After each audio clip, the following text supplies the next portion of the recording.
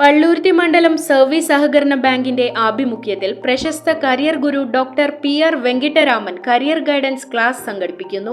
May 16 വെള്ളിയാഴ്ച വൈകിട്ട് 4 മണിക്ക് Kacheripady saint Thomas More parish ഹാളിലാണ് ക്ലാസ്. രജിസ്ട്രേഷനായി താഴെ കാണുന്ന നമ്പറിൽ ബന്ധപ്പെടുക. കൃഷിഭവനുകളുടെ അടിസ്ഥാന സൗകര്യങ്ങൾ വർദ്ധിപ്പിക്കണമെന്ന് Kerala agricultural technical staff association Idukki ജില്ലാ committee.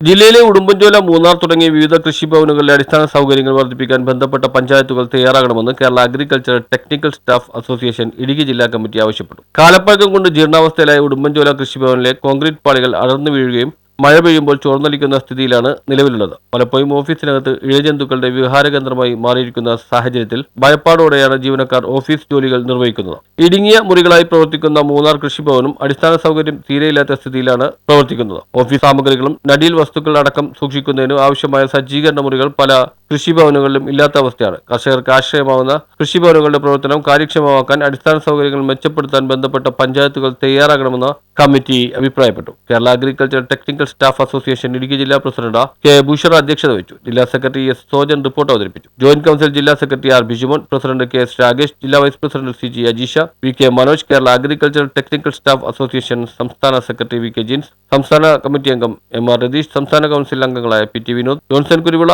അൻസൽന Dileep, K Santhosh, CS Rajani, Thumbi Viswanathan, CS Jaya, VC Manoj, AM Shibu, N Umesh തുടങ്ങിയവർ സംസാരിച്ചു. News bureau Idukki.